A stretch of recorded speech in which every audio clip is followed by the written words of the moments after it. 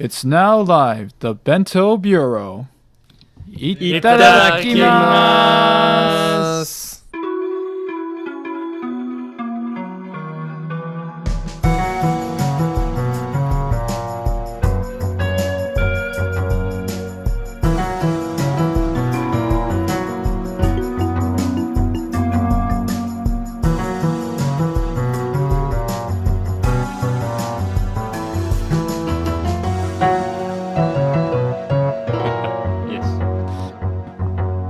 Welcome back to Bento Bureau Episode 5, a place where we talk about life in Japan through an international perspective, with a side dish of socio-political discussion.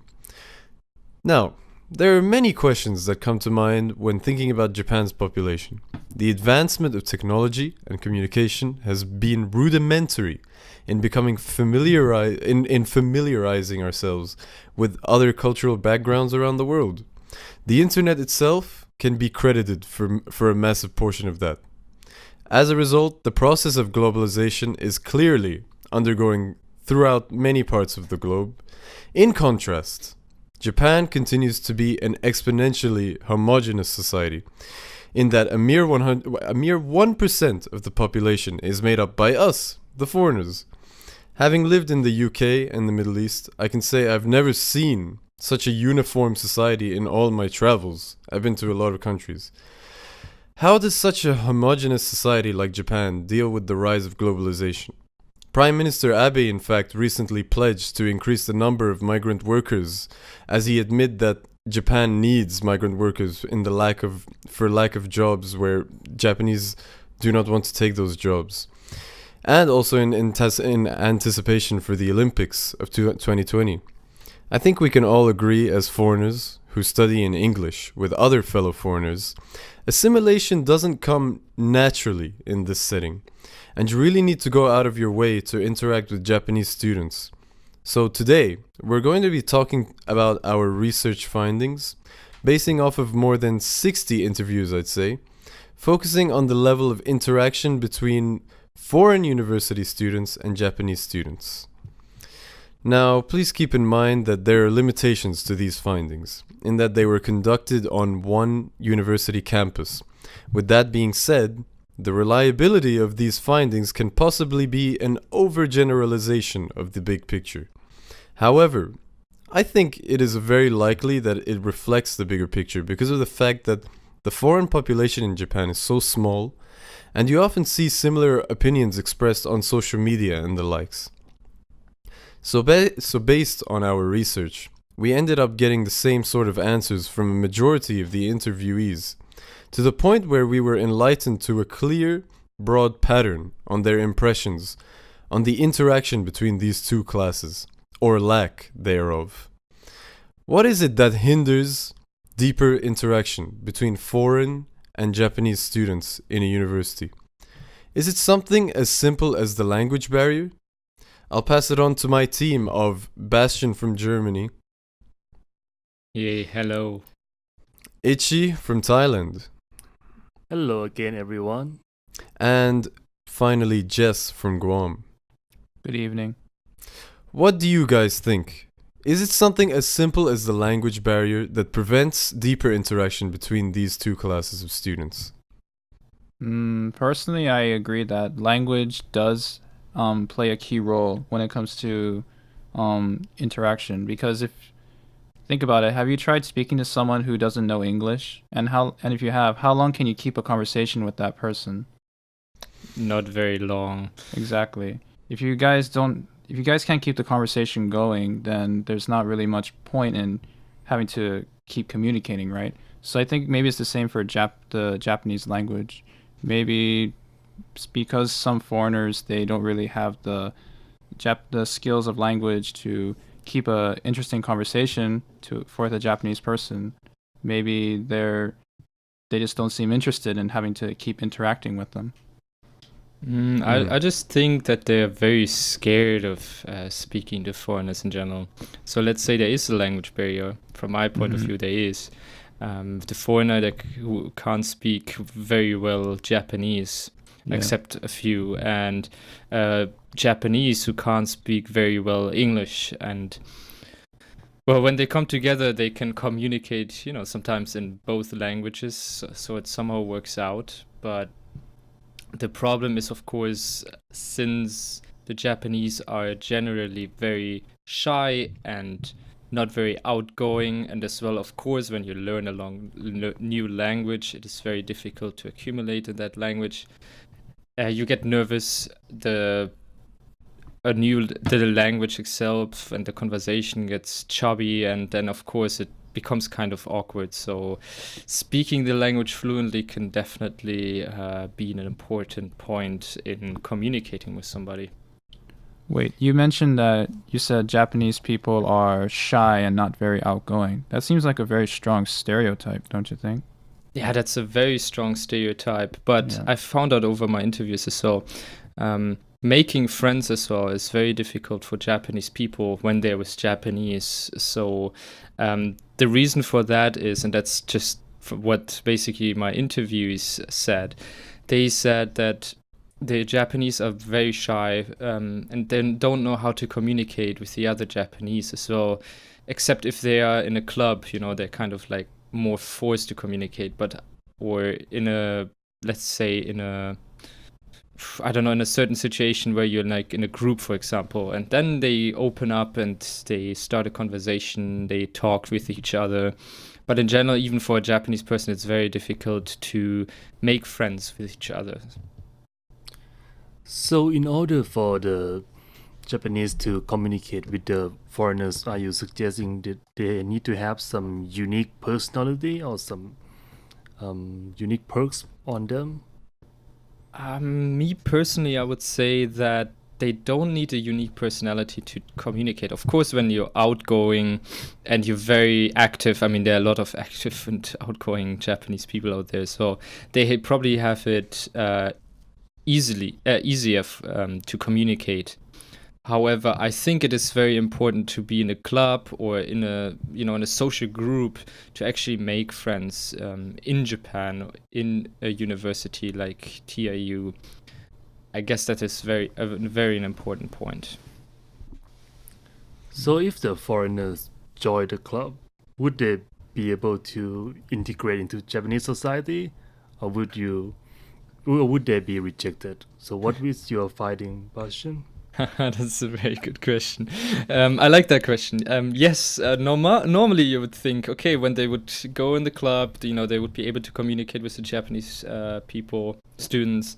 And they do, they communicate with the students. However, then it comes to that problem that there's this segregation between Japanese and non-Japanese. So if you're non-Japanese, generally you have the problem that you're treated differently. So for example, you don't have to follow the rule of this senpai kohai system, so you don't have to talk to your senpai politely, or if you forget that, if you're able to do it and forget it, that's fine, you're just a foreigner basically. Or for example, if there's let's say there's 3 sessions in a week where you have to train, you only show up to 2 of them, and the other one you didn't have time or you didn't want to go. They're like, okay, that's fine.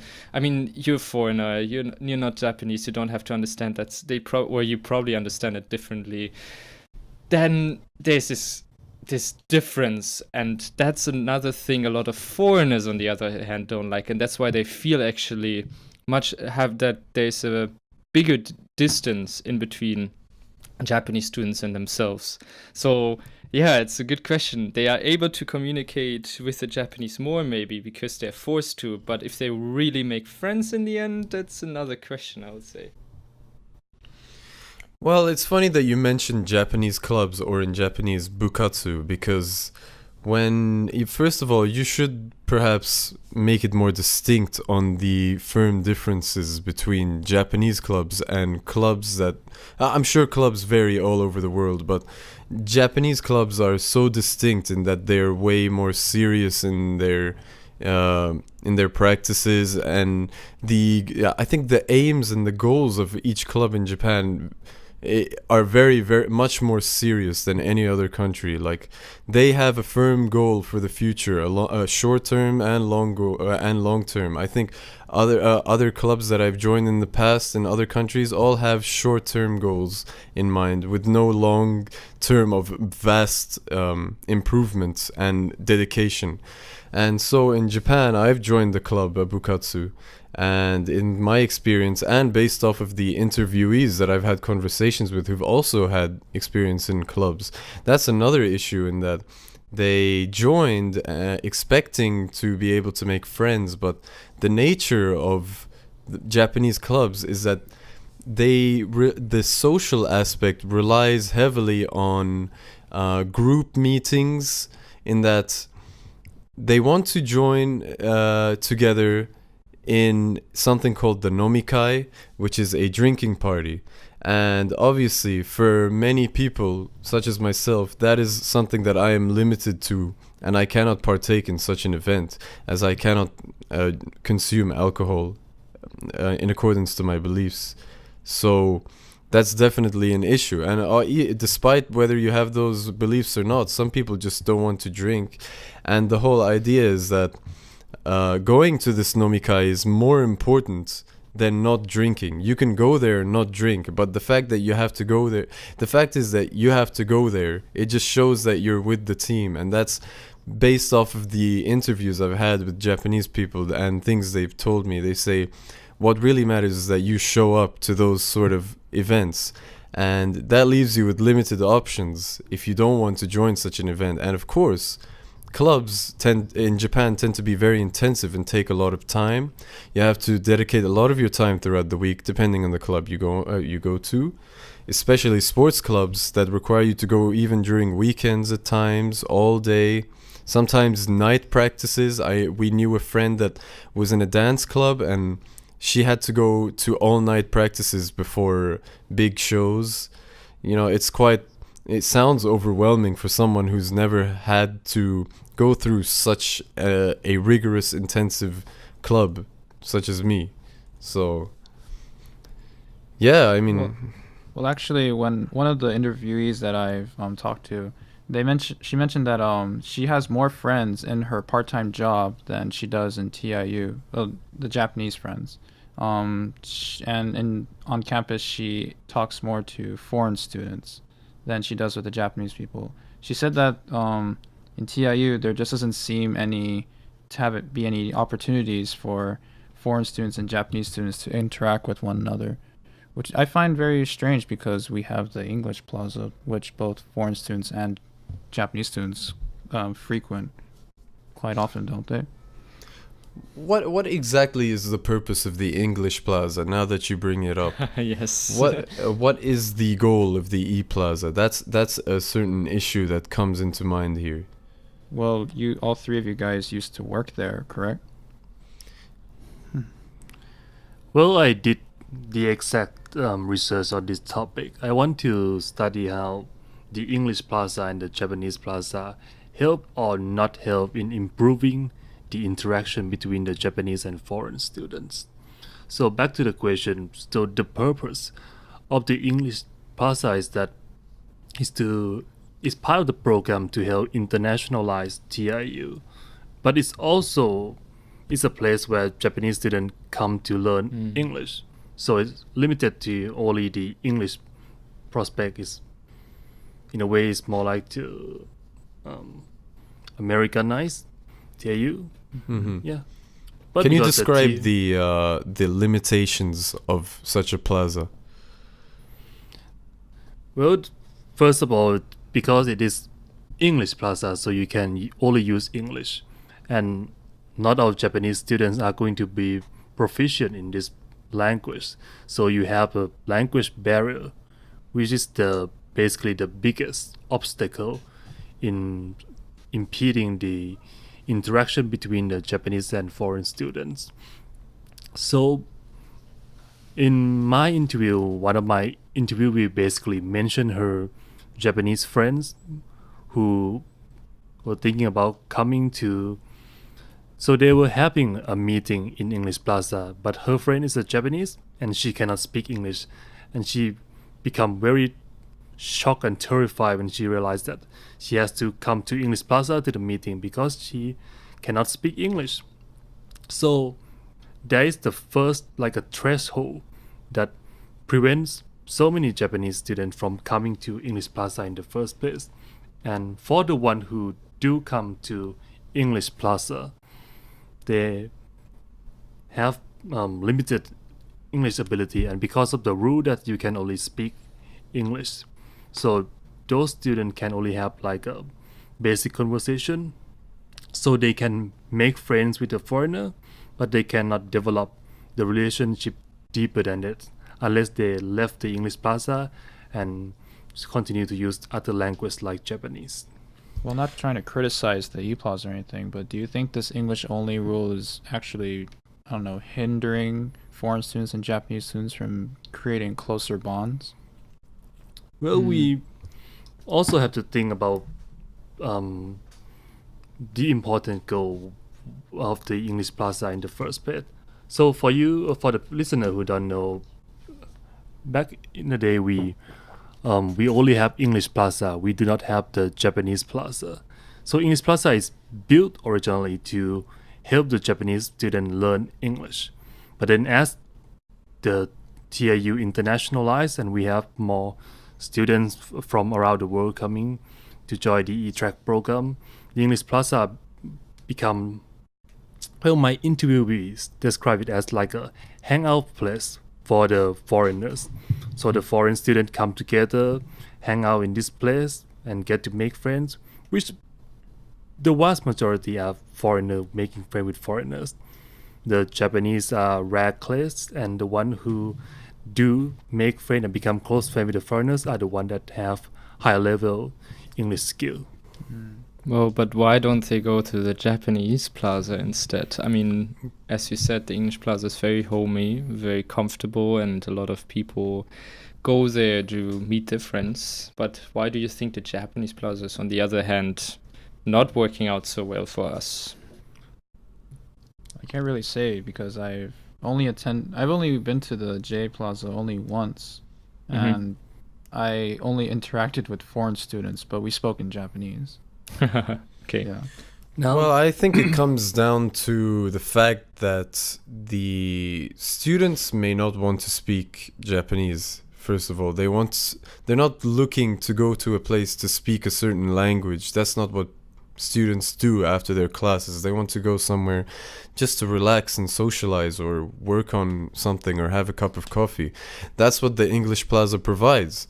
The English Plaza, recently renovated as of last semester, has really become a really homey and cozy place in comparison to the old one, where it has a much bigger space. There's a lot of nice and luxurious looking couches and seats you can sit on and have a nice casual conversation with people. It seems like such a cozy and friendly place to sit down and relax. That's why you also see Japanese students going there with their Japanese friends, but not in fact actually socializing all that much with the other groups of the other classes of people. So there tends to be this sort of segregation, which kind of goes in accordance to this English Plaza and Japanese Plaza. It's kind of funny, the Japanese students together and the foreign students all together. There's not that much interaction between one another. This most likely because of the fact that the English Plaza is a nice cozy place and the Japanese Plaza seems like it's a dead library and nothing's really going on there. You are correct, boss. Yeah. So sorry to cut you. So basically, you mentioned about the atmosphere, and this is definitely correct. When I talk with my interview with people, they basically say that English Plaza is a place for hangout, and the Japanese Plaza is the place for study. And I believe that this is the result from. So yes, the renovation and everything. English Plaza also have many more services compared to the Japanese Plaza. Like we know they lend out laptops, and this is a big thing. they line up laptop, they have more things on the menu on the cafe, and the staff. One of the biggest thing that people point out is the best thing about the English Plaza is the staff themselves, because they say that the staffs are very friendly compared to the Japanese Plaza staff, who they normally like keep the distance and keep things very professional. Compared to the English Plaza, that is much more like proactive. Go to talk to the student. If the students sit alone, the Japanese students sit alone, the staff go and approach them and talk with them. That's very interesting. All right, so I guess that points to the fact that the English Plaza is beneficial to Japanese students in assisting them in the English language, socializing in English, but that is only to a certain extent. Is it really the language barrier if that's the case? Because if you think about it, you can only socialize to a certain extent if your language is limited. But then after that, going into a deeper interaction requires obviously not only sufficient information, sufficient knowledge of the language, but also perhaps of common culture, common interests between one another. That's the requirement for a deeper interaction. So why is it that even though the Japanese students have arguably a better access to resources of learning the English language, access to the English Plaza where there are plenty of foreign students to interact with, in contrast to our case where when we go to the Japanese Plaza, why would the Japanese want to go to the Japanese Plaza? They can speak Japanese anywhere. Maybe it does come down to, the English Plaza is a place just to hang out, just to talk with friends and relax, and Japanese Plaza it just has the image by all the students that it's a very professional place to study and learn. And I mean, I understand that they do need to have some professionalism in the kind of like a lounge, but maybe the Japanese Plaza, they kind of overdo it. Maybe the atmosphere of the Japanese Plaza is it doesn't really, I don't know, it doesn't really ooze like a happy place to just talk. I don't know. I don't really know many of the features that the Japanese Plaza provides since I've only gone there once. Well, I mean, you guys have been to the Japanese Plaza quite often, right? Well, there are many different things between the Japanese Plaza and the English Plaza. First, that like the reservation for like advising or like talking with the Japanese teacher has to be done by paper. We have all done that, right? And you have to reserve days in advance. In comparison to the English Plaza, where you can reserve using the internet and using the computer, or just go talk to the staff and you can like talk to the teacher like just right after that if there is no one reserved the spot already. So it's also the matter of the system of how one of my interview mentioned that we need to give the Japanese Plaza more time because it's just starting up. Many systems are still not in place. If it's just going to get better in the future. Yeah, I agree on that. The system just started. The school had to shift the whole plaza basically from one place to another. And the Japanese Plaza as well, the teachers there, they had to get used to actually having this kind of environment where they also have to interact with the Japanese students after class, with the foreign students after the class via lounges or desk work, etc. So that's one thing definitely which has to improve. But I guess the main factor is still that there are not so many people in the Japanese Plaza. It is very dull because of that. Also another thing is, I would say that the Japanese students who work there are not, as you mentioned, Ichi, that not so friendly. Or not, I don't want to say not friendly enough, but maybe not friendly, but like maybe a bit too professional. Exactly. Keep a bit more distant. A little bit more professional. They do help you if you feel like you have any problem to ask them, and they do talk to you, but not as like proactive as the English Plaza stuff.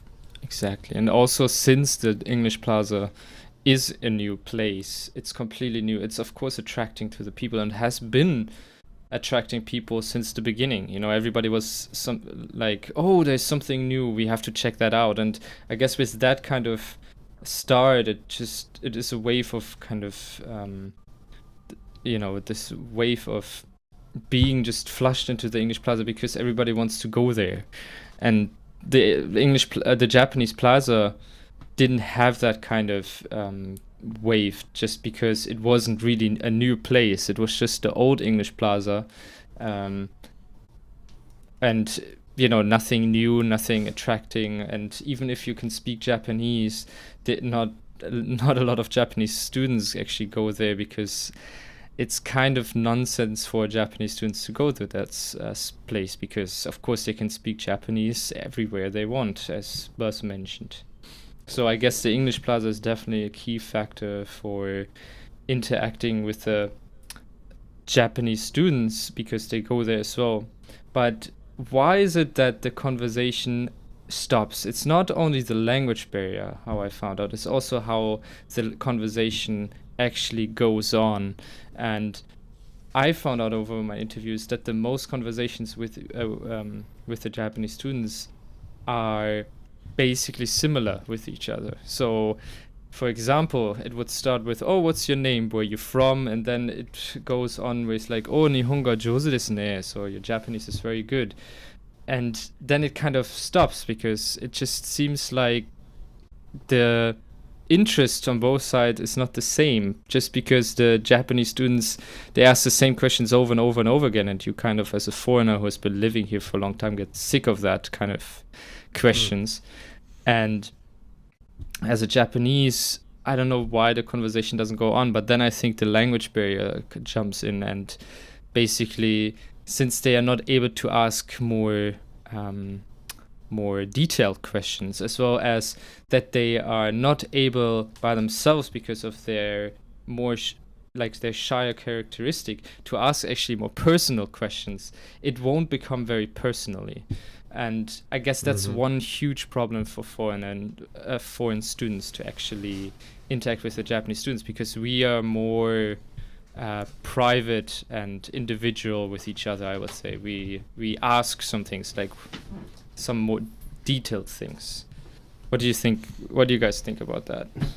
Well, I mean, it could be that there is maybe the language barrier could be one of the key factors. And also, think about it, in language, there is always going to be some way of communicating with one another, don't you think? I mean, in Japanese, we have keigo, which is like the polite way of speaking to someone. You have to think about that. You always have to think about the person you're talking to when you're speaking, like grammar-wise.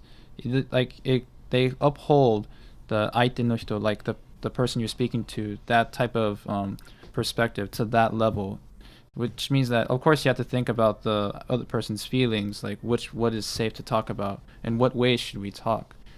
Maybe because of that kind of the law of the grammar, there is some hindrance in wanting to speak in more private or in a more intimate level. Exactly, that's one point. And of course, for us, it's kind of strange, I mean, you don't have to become private in the first few phrases or questions, but if it's just on this surface level, the conversation breaks up. Even if you talk with a foreigner, if he just asks you, "Yeah, where are you from? How old are you? Oh, your English is very good," and nothing else comes, like, "Oh yeah, your job is that and that. Okay, that's great," and nothing comes back from the foreigner or from the other person, then it's just very difficult to keep up a conversation. And I think that's the same thing. What happens in the Japanese case over and over again, and that's why foreigners, and also some of my interviews, do not want to talk to Japanese people anymore. They don't have the interest, because they know exactly the first three questions. What's your name, where are you from, and your Japanese is very good. Just give them I don't know, just mess with them, just give them some dumb answers. I've got so tired of being asked those questions, I kind of just make fun of it. What kind of questions? Like, where are you from? How come you can speak Japanese so well? And how do you answer? Sometimes I say I'm a kikoku shijo, a person who left the country and came back. What else? I don't know. I usually say like I'm from some other country like Korea or whatever. It just gets so tiring. You just have to find a way to amuse yourself, right? But think about it. If you don't know the language to a certain level, they can't ask you detailed questions because in the end they're just gonna have to dumb down the question and they're gonna expect a basic response. Right. How are they gonna keep the conversation going with such a general answer, right? Right. Yeah. So it's not. I mean, you can't really like blame one party for this lack of communication. It's kind of both sides. Yes. But don't you think that only applies to to small talk, like to a short-term conversation? Like how much Japanese is needed in order to get to a more deeper conversation? Like, how can I say this? Well, I don't an know, intermediate level? Can you say the same about English? It's not really about the language. I'd say it's more about just the topic of conversation. I think it's more to do with the understanding, like the similar interests and understanding of cultures. There should be an intersection from both sides where both people have a common understanding of each other's cultures for something to be successful. If it's really the language barrier that's the case of that's really stopping deeper interaction, why is it that there are so many fluent speaking Japanese speakers in our campus that do not happen to be spending time with many Japanese students, and they always choose to be spending time most of the time with foreign students? I can bring up a few, but I don't want to call names here. So, I mean, Jess is an example. I would say maybe Jess is a modest guy, and he says his Japanese isn't that great, but his Japanese is quite advanced for what? How do you call it? A foreigner? No. It's quite advanced at a conversational level. Like he can express his thoughts, he can understand. So why is it that Jess isn't spending that? Why is it that Jess chooses to spend like 90% of his time with foreign students, and he's not really speaking to any Japanese students at a deeper level? Well, going back to the topic of this episode, we're talking about students in TIU, right? Yes. Well, first off, I mean, okay, my language skills in Japanese is pretty good for conversation level. Doesn't mean that I understand everything that the person would say. That's probably one reason. If I don't really get what they're trying to ask me, and if I get kind of tired of asking them, like, could you repeat that, or could you explain what that means? And if I ask them constantly to break down the level of the language, then it's just going to again go back to the general response. So, and then I feel kind of, I don't know, it unnerves me, so I just kind of just stop talking. The weird thing is, when I worked at the convenience store, I used to talk to a lot of my coworkers. Actually, I'd say my relationship with my former coworkers is much deeper and much better than any Japanese student that I've known in TIU.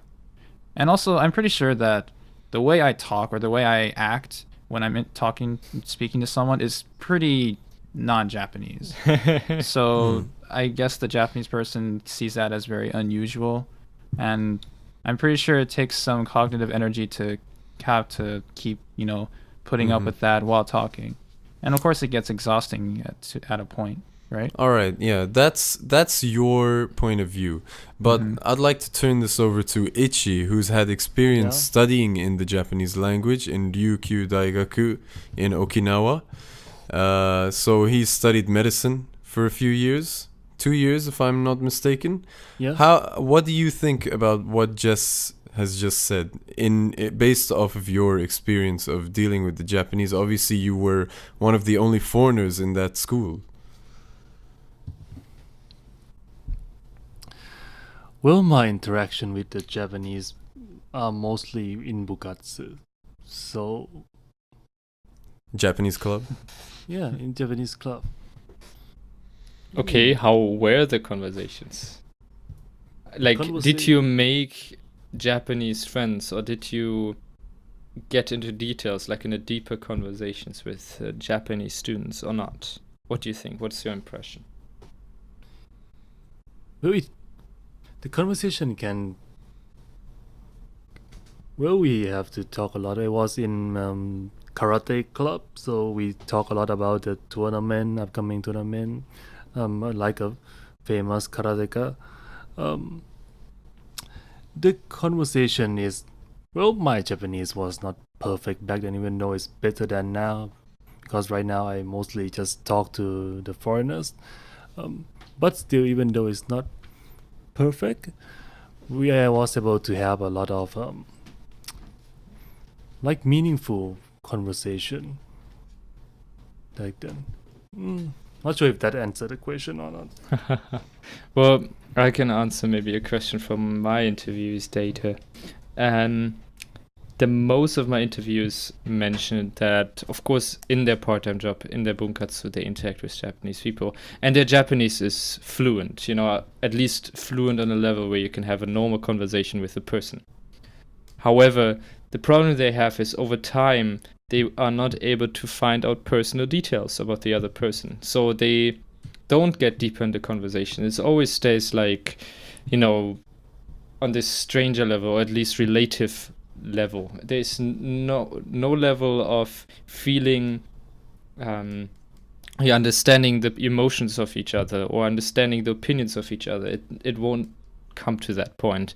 Only one of my interviews had actually one good Japanese friend, and that student has said that in the part-time job the person was in, the person wasn't really able to talk to the Japanese co-workers. She talked to the co-workers, however, she wasn't able to basically make friends with the co-workers. It's just one person, and that was very frustrating for her, and it was very frustrating, of course, because she thought that she could make some friends, and that wasn't really possible. I mean, we have discussed about a lot about the language barrier. So, Bastien mentioned as a very early part of our conversation about the Japanese being shy. So, what do you guys think about that? Because that is what my interviewee, both the Japanese and the foreigner, have talked about too. That the Japanese tend to be shy, so they don't want to approach the foreigner and talk to them that much. Do you think this is another big factor? I don't have to give my opinion about that anymore. Is it always that case? Because I feel like the concept of foreigners in Japan is still very mystified in their eyes, considering the overwhelming population difference between both of us. So, I mean, I think it really depends on the situation. Are they always shy? I mean, Bastien is a very strapping, handsome young lad, and I'm sure he gets lots of people coming and speaking to him. As you've seen in the past, he's had quite a fan following. Liar. Liar. Oh, come on, Bastion. They came up with the Bastion Fan Club for you. I don't know about anything. Yeah, what about that drawing that certain someone gave to you? Yeah, I carry that in my Plaza name tag. Aww. Aww. Well, why do you think that is? What do you mean, what is? Why do you think it is you who's getting all of that attention when the rest of the foreigners are kind of treated as, just foreigners? They don't really know much about you, just other people. White supremacy. To just bring that to the right point, yes, white supremacy, if there is any. And I'm just nicer than you guys. That's just basically it. Is that really why you think that is? Yes. Do you not feel like there's some sort of factors. Western influence that comes into play? Of the Western perception? I don't know. It could be physical features. I mean, think about it. Out of the four of us, who has blonde hair? Yeah, Bastion. I told you he's the handsome, strapping young lad. So, Another in liar. contrast to, not a in liar. opposition to what Ichi was saying about them being shy, that's why I brought up the point of Bastion. Because I don't Well- think Japanese students are shy with him. You can always see Japanese students coming up to him, asking him. Maybe you could describe them as superficial questions, but I've definitely seen interaction with Bastion. People Okay, approaching Bastion. Okay, fair enough. I always get approached in the English Plaza or somewhere else on the campus. People know me. Fair enough. I don't know because of what, but I think one main point is definitely one main point is stop laughing. One main point is that I'm working as an English Plaza staff, so I've helped basically the freshmen students. Wow, this to guy is in sign up. some serious very denial modest. right here. No, I'm not in denial. Me and Buzz are also working at English Plaza, and we don't get the same. I'm trying to make this serious again, and you're destroying it. Look, Bastion, face it. If you weren't participating in the podcast, I'm pretty sure half of our viewers wouldn't be listening. Yeah, just call it Bastion Cast or something, right? Bastion's face, the podcast. Even though you can't see his face. Can I become more serious here now again? Is that possible? okay. All right. Let's get back to the topic. Okay, fair enough. Fine. It's because of my physical attraction. Fair enough. There you go. But what I also want to say is freshmen know me because I helped them out basically setting up their English Plaza accounts. Sounds weird, but of course I helped a lot of faculty staff to go through the points in the English Plaza and whatever had to do with the English at our school. That was one point. But the thing is, as was mentioned, the conversations are very superficial. I don't even want to have conversations with them because when it's just like, oh, kakui ne, you're so cool, or it's like, oh, Bastion, hey, how are you? Yeah, I'm good. How are you? Yeah, I'm good too. And then they leave. That's not what I need, and that's not how I make friends. So I have conversations sometimes with Japanese, but as I said, the conversations, they won't drag on for a long time because they're just too much on the surface. It goes that far that they talk about what major they're in and what if they're freshman or sophomore or whatsoever. However, this Japanese students, and that's actually another point I would like to come up to now because that becomes interesting for all of us. The Japanese students who talk a lot to foreigners and are very clingy and attracted to foreigners. I know that this needs more study, but more studies and more research, but we have talked about it. They kind of seem atypical because, well, why do you think they are atypical? Why do you think that they talk to us a lot? We know that we have some Japanese students at TIU who talk too much and too long. Well, they've been ostracized by Japanese people, so they think that it's easier for them to make friends with foreigners who are also not really part of Japanese society, right? Okay. Yeah. But the thing is, it's not really the fact just because we're ostracized together is enough to make a conversation. It's just if you don't have similar interests or if you don't have topics of conversation that both people can engage into, it's just not going to lead to anywhere. And in the case of the atypical Japanese people who I've talked to during my experience, trust me, it doesn't work for both foreign students nor Japanese students. Because of what? Because they're atypical or the topics or? Well, topics they usually talk about don't really interest me, and I guess just the way they interact with people is just a bit off-putting for me. So you mean weird, yeah? Yeah, trying to be as polite about it as possible. Well, yeah, okay, fair enough. But we are also weird as well. I mean, we are the ones who study in Japan. That's quite rare for a foreigner. Maybe that's one of the reasons why foreigner students in TIU, they just rather talk to foreign students in TIU.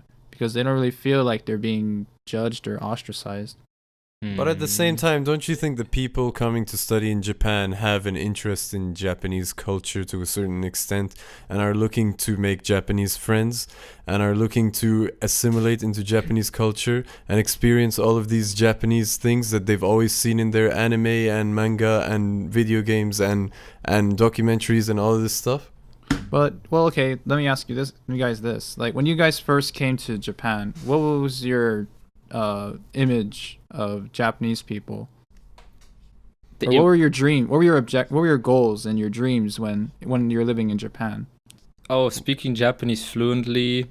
Yeah. Yep, that's the same for me.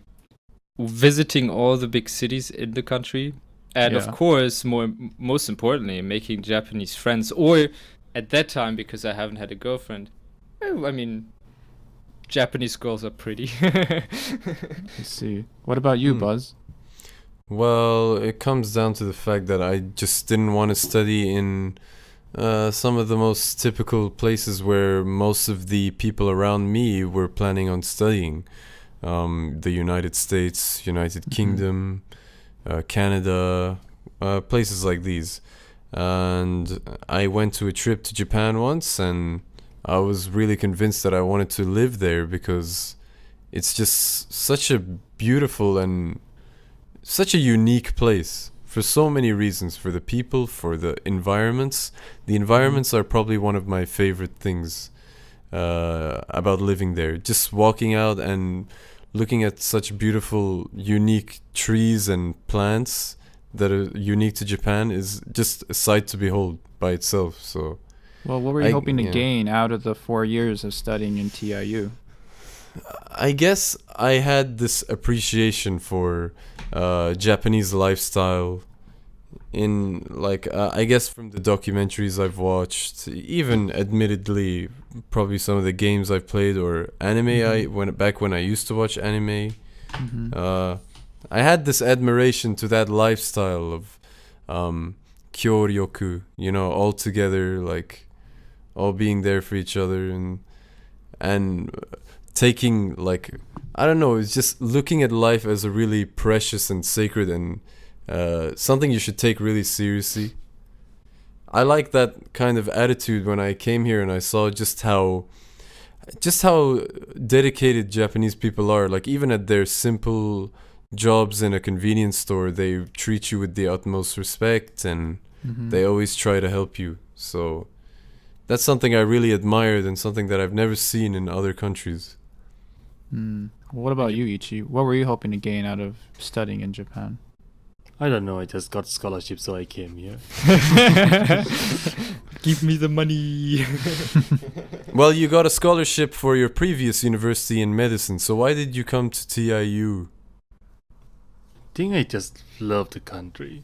I mean, I have been past the honeymoon period with Japan. I have ups and downs, but in the end, I really enjoy staying here. The people, people in Tokyo are not as maybe like friendly as in Osaka, but they are still nice. The staff are nice. People are very professional. People are very polite. Things are convenient. I don't know. I have been living here for 5-6 years now, so it's like kind of like my second home now. So yeah. Well, in the end, I would like to ask one question, actually. Since we're talking about friends, Japanese friends, interaction, integration, and so on, who actually has, of our group here, a close Japanese friend, or someone who you consider as a friend, at least, like a friend you can talk about things? Well, I have a former coworker I used to talk to quite often. We usually work together during the 6 a.m. to 9 a.m. shift. Honestly, when I work with her, it's actually more fun because it's just when you have an enjoyable conversation, time flies by. So, yeah. What would we talk about? Just random things, and we were able to make a pretty long and interesting conversation out of it. I mean, there were some parts that I didn't really understand when she was talking, but I still managed to, like, I don't know, keep the conversation going. And I guess I felt comfortable asking like, what does this mean, or like something you just said, what does that mean? Like, could you explain it more? And then I guess she kind of manages to keep the conversation going when she explains the term or the phrase that I don't understand. Okay. So do you think ahead. that your conversations with that girl, in comparison to the general conversations you have with us or any other foreign students, do you think that was of similar substance? I would say that I've talked to her about personal stuff.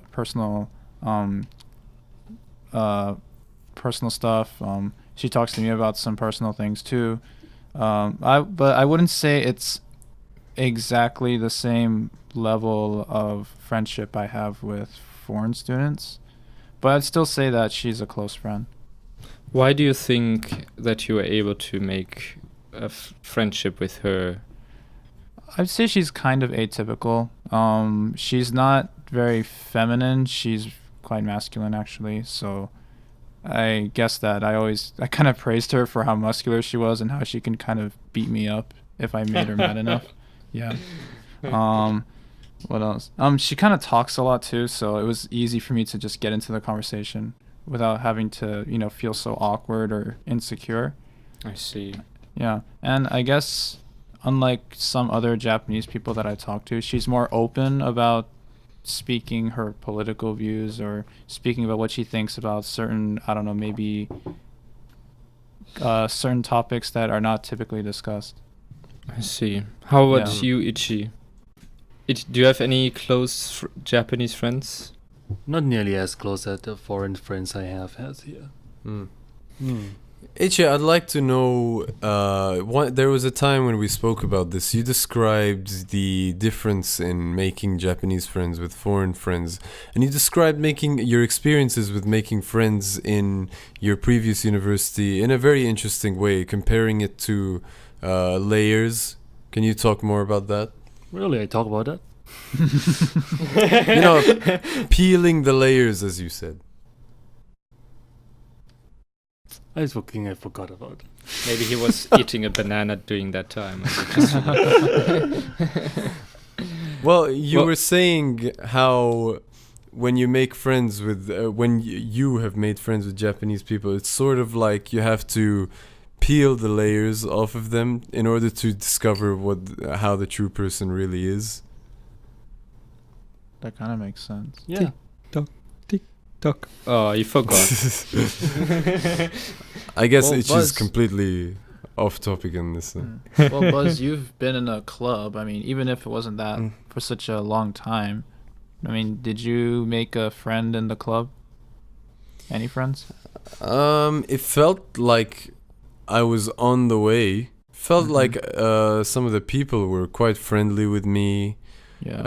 And there could have been a chance to get closer to someone, but as you said, probably the language barrier did hinder the experience to a certain extent. I say a certain extent because we definitely had an interest in maybe not culture, but an interest, like we had a similar interest, which is music, because I was in the music club, and a lot of the people I spoke to, we shared similar likings to many bands we both listened to.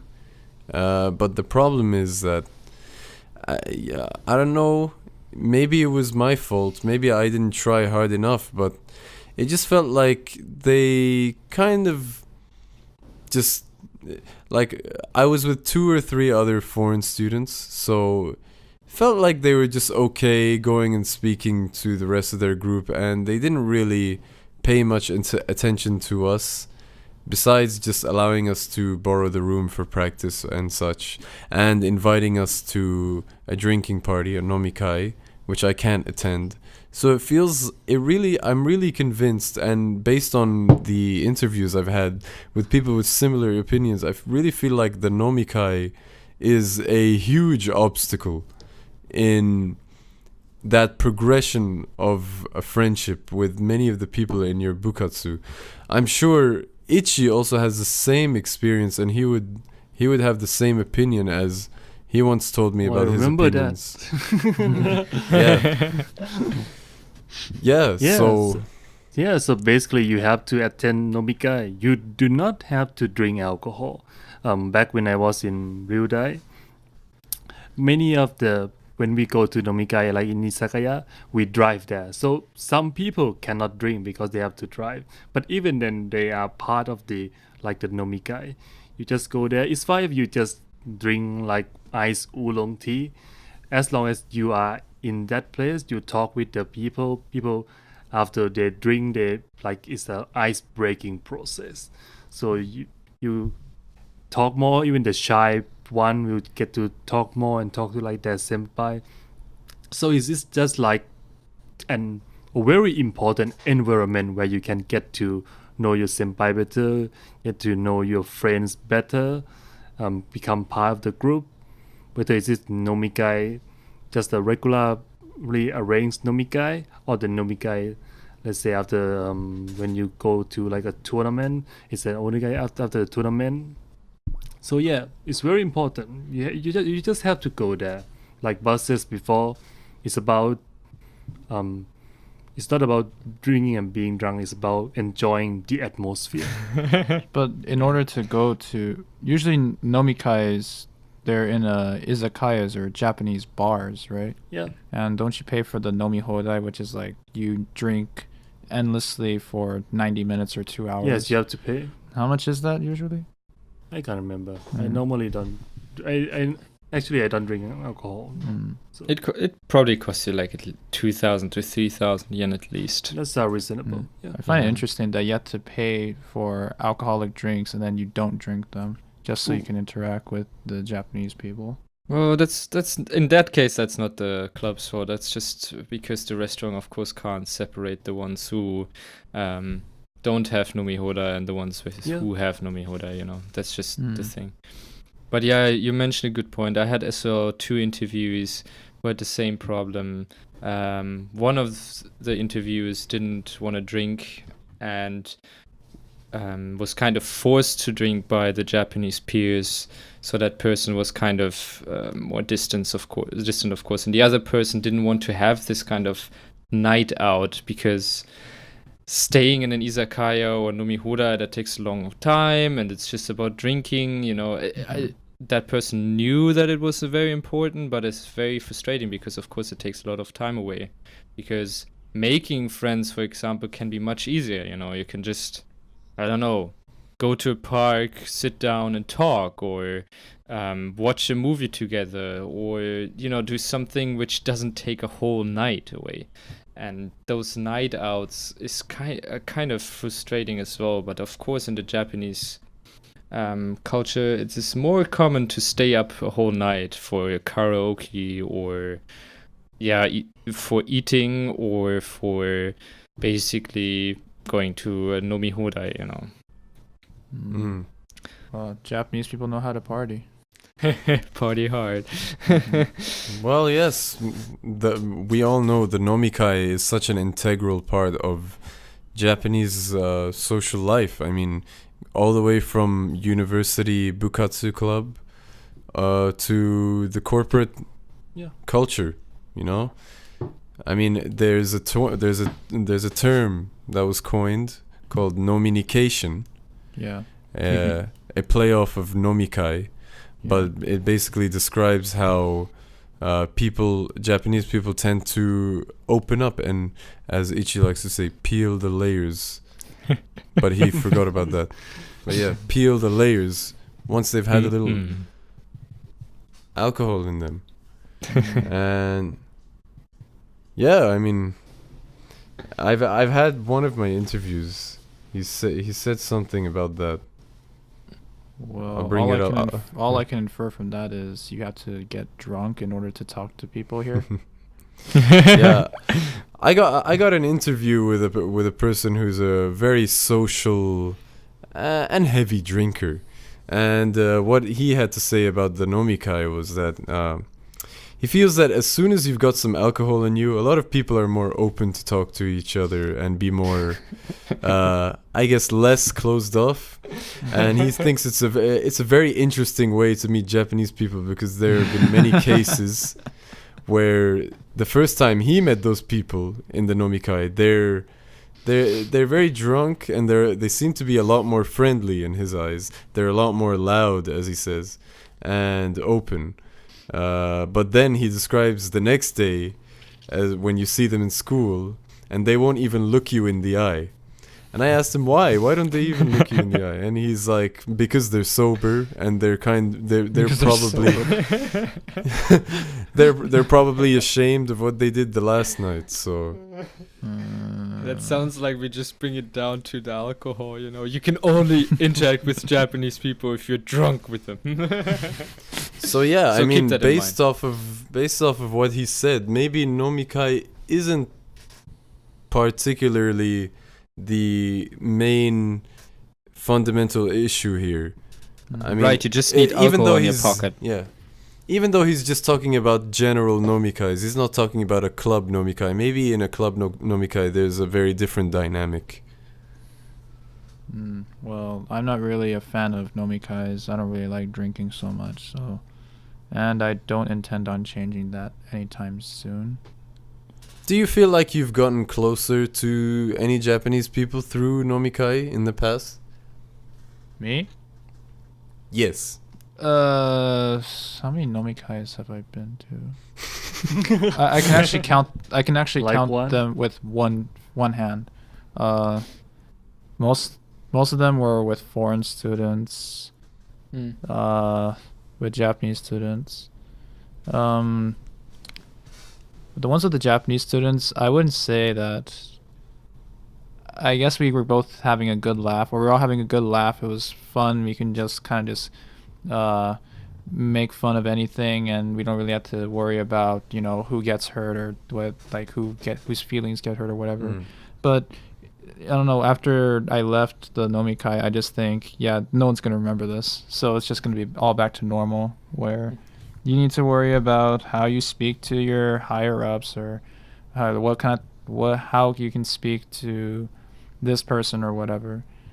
I think it's just like, I know that none of this is going to be like last for a long time while during the nomikai, this type of interaction or this type of freedom. Yeah, same here too.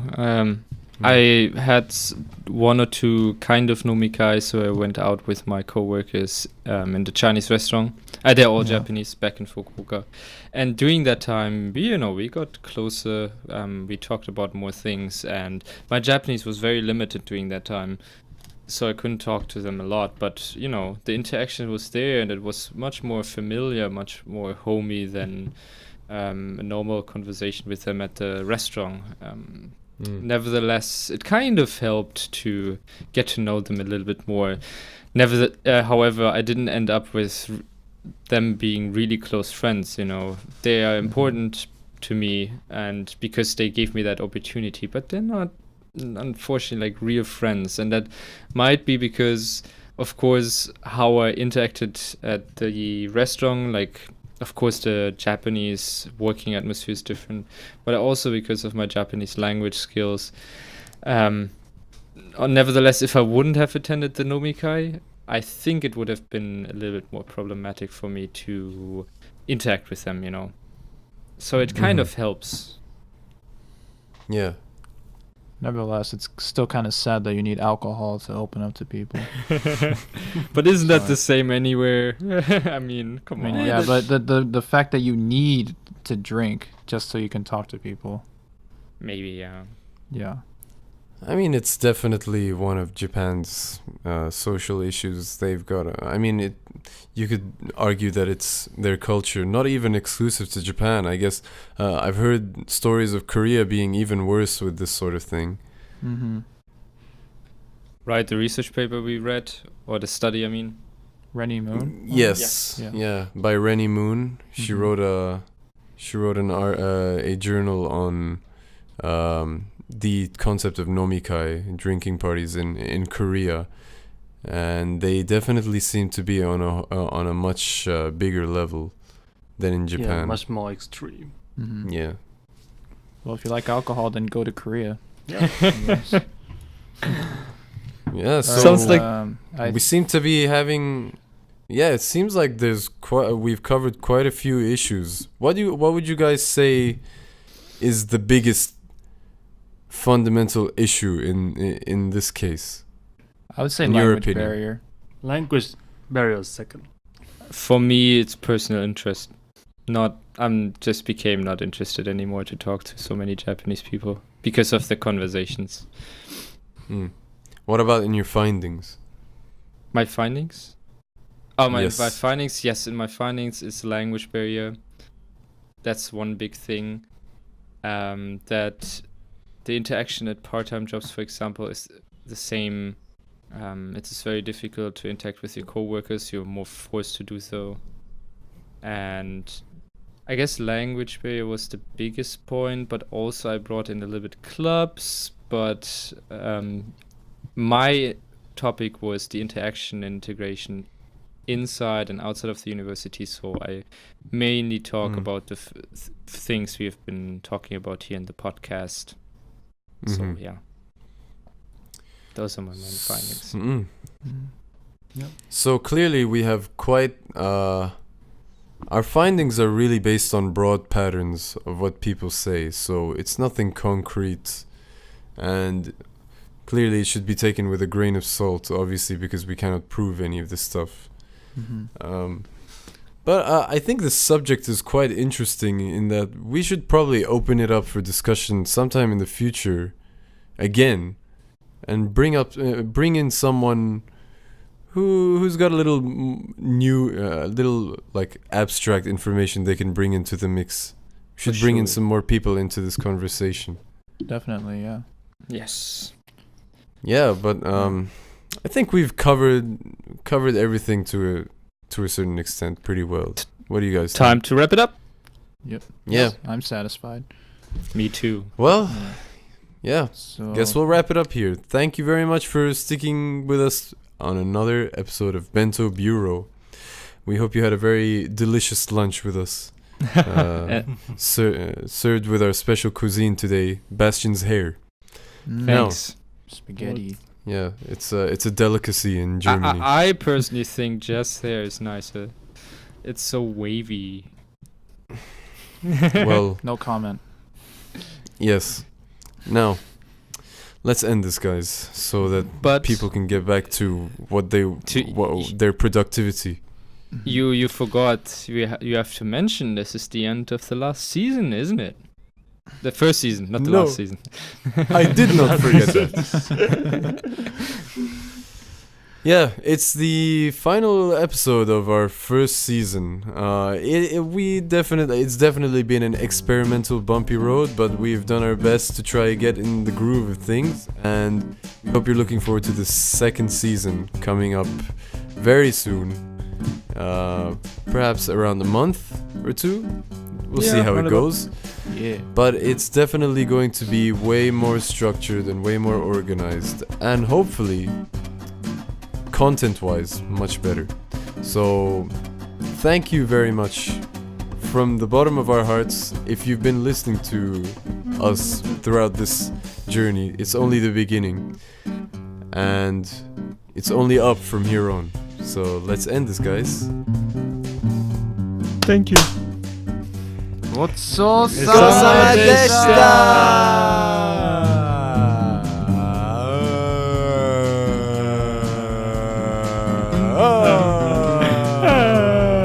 Okay. Still moaning. All right. Have a good night. Good night. You're done.